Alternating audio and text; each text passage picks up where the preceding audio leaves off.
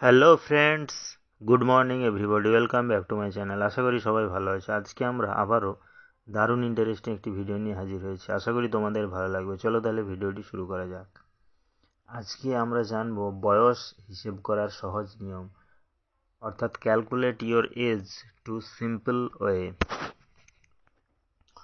তাহলে বয়স নির্ণয় করার জন্য যে দুটো মান আমাদের মনে রাখতে হবে সেটা অলরেডি তোমরা হয়তো জানো, তাও আমি ডান দিকে লিখে রেখেছি। দেখো কি না, 1 বছর সমান 12 মাস, 1 মাস সমান 30 দিন। এই দুটো মনে রাখলে আপাতত যে কোনো ধরনের এজ আমরা নির্ণয় করতে পারবো।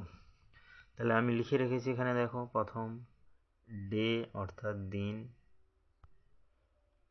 দিন মাস বছর, ডে দিন মান্থ মাস ইয়ার বছর। তাহলে এর জন্য আমার কি লাগবে, রিসেন্ট ডেট, অর্থাৎ তুমি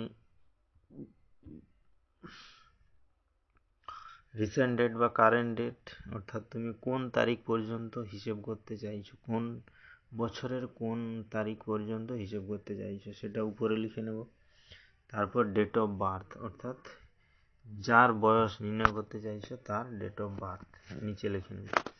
তাহলে এই বয়স নির্ণয় করার জন্য আমাকে কখনো যদি, যেমন এটা আমি লিখে রেখেছি, দেখো 5/2/2024 আজকের ডেট নিয়েছি, আর একটা নিয়েছি কত, 19/1/1986, এই দুটো ডেট নিয়েছি।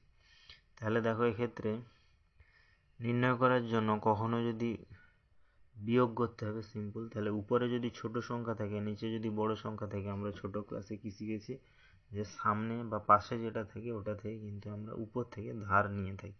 তাহলে ধার নেওয়ার সময়, যেমন ধরো এইখানে ডেতে 5 আছে, তাহলে আমি কি করব, মান্থ থেকে ধার নেব।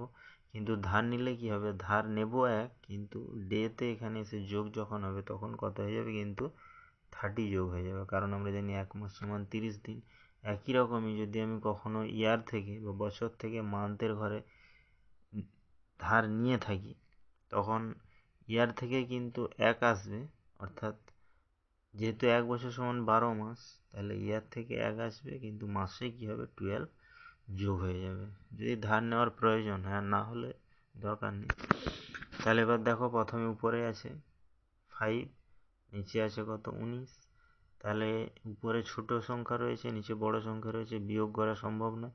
তাহলে আমি কি করব, সিম্পল মান্থের ঘর থেকে ডেতে 1 ধার নিয়ে নেবো। তাহলে এখানে 2 ছিল, 2 থেকে 1 নিয়ে নিলাম। তাহলে 1 মাস সমান 30 দিন।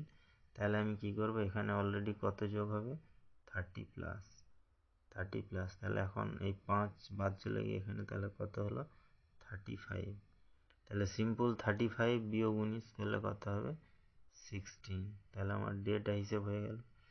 মান্থে দেখো 02 ছিল উপরে, ওখান থেকে আমি 1 নিয়ে নিয়েছি, তাহলে এখানে অলরেডি কত আছে, 01।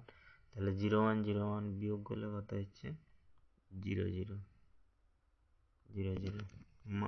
মান্থ হয়ে গেল। এবার ইয়ার দেখো, ইয়ার অলরেডি এখানে 2024, এটা বড় সংখ্যায় আছে, তো 1986 ছোট আছে, তাহলে সিম্পল বিয়োগ করে দেবো, দিলে কত হবে দেখো, 38।